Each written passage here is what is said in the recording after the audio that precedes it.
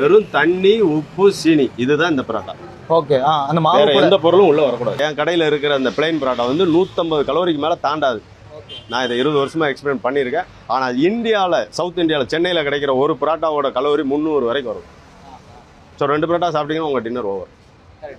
இதுதான் விஷயம். இந்த மாதிரி போட்டுட்டு பால் எடுப்பான். அதில் மில்க் மெய்டை வந்து அழகா நீங்கள் கோலம் போட தெரிஞ்சால் கூட போடலாம். நல்லா அப்படி போட்டு விட்டுட்டு அவ்வளோதான். அப்படியே எடுத்து இதை மடிக்கிறதும் விஷயம் இருக்கு. ஸோ இதெல்லாம் இப்படி அடிச்சு விளாடலாம் சார். என்ன சார் அந்த மாதிரி ஆகிப்போச்சு 20 வருஷத்துல. கரண்டி யூஸ் பண்றதில்ல சார், கைதான். ஆமாம். இப்போ நான் வந்து இந்த குக்கிங்கில் கொடுக்குற டிஷ் வந்து நல்ல டேஸ்ட்டாக வரணும்னா என் மனசோட ஒட்டி வரணும். அந்த லவ்வோட தான் இங்கே வந்து மில்க் மேட்ல ஒரு பரோட்டா ரெடியாக இருக்குது. இது வந்து சாம்பிள் தான். இந்த மாதிரி நிறைய பரோட்டாஸ் இருக்குது, நான் பார்த்ததுலையே. இதை டேஸ்ட் பண்ணி பாருங்க. எக்ஸ்ட்ரீம் சூடாக இருக்குது. ஏன்னா கல்லுலேருந்து அப்படியே எடுத்திருக்காங்க, அதனால பயங்கரமாக கொதிக்குது. ஸோ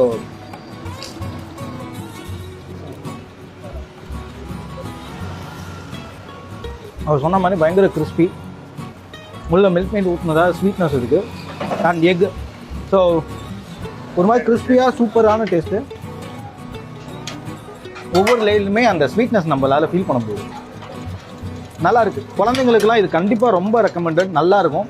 என்னோட பரோட்டா எல்லாமே குழந்தைங்க சாப்பிடணும், அவங்க என்ஜாய் பண்ணணுன்றதான் இதோட கான்செப்டே. அது ஆமாம், குழந்தைங்களுக்குமே ஸ்பைசி இருக்காது. எல்லாமே ஸ்வீட்டு ப்ளஸ் நான் ஸ்பைசி ஐட்டமாக தான் இருக்கும். Especially cheese. ஆமாம். சீஸ் பரோட்டாலாம் அப்படியே பொதுன்னு போட்டு கொடுப்பேன். சின்ன பிள்ளைங்க வாயில் வச்சுட்டு இழுத்து விளாண்டு விட்டுருவோம். ஸோ அந்த மாதிரி ஜூஸியாக போட்டு கொடுப்பேன். இது பரோட்டா தானா இல்லை துணியானே எனக்கு தெரியல. அந்த அளவுக்கு அப்படியே உடச்சி ப்ளூக்கெலாம் உடையக்கூடாது. ஓகே. உடையாமல் கொண்டு போய் அப்படியே அழகாக. இதான் பஃப் இல்லையா? நல்ல பஃப்னு வந்திருக்கு. ஆமாம், அதனால தான் அதுக்கு எக் பஃப்னே வச்சிருக்கு. சார், நீங்கள் அவார்டு வாங்கினீங்க, பரோட்டா காம்படிஷன் கலந்துக்கிட்டீங்க. அது என்ன மாதிரி அவார்டு, எந்த வருஷம்? அதாவது 2013 சிங்கப்பூர் பிரைம் மினிஸ்டருக்கு முன்னாடி நடந்த ஒரு விஷயம். நம்ம தமிழ் ஆளுங்க ஜாஸ்தியாக இருக்கிற ஒரு லிட்டில் இந்தியான்னு ஒரு இடத்துல காம்படிஷன் நடக்குது. அவ்வளோ பெரிய ஸ்டேஜில் பண்ணுறோம்.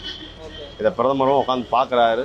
பிரதமரால் வாங்கின ஒரு அவார்டு இன்னைக்கு ரொம்ப தூரத்துக்கு வேலை செஞ்சுக்கிட்டு பிரதமர் கையில் அவார்டு வாங்கியிருக்கீங்க. ஸோ அதில் வந்து ஒரு பெருமைக்குரிய விஷயம். அது எப்படின்னா 3 டைப் அந்த காம்படிஷனில் 3 ஸ்டெப்பு. ஒன்று வந்து ஒரு நிமிஷத்தில் எத்தனை பரோட்டா போடுறோங்கிறது ஒன்று.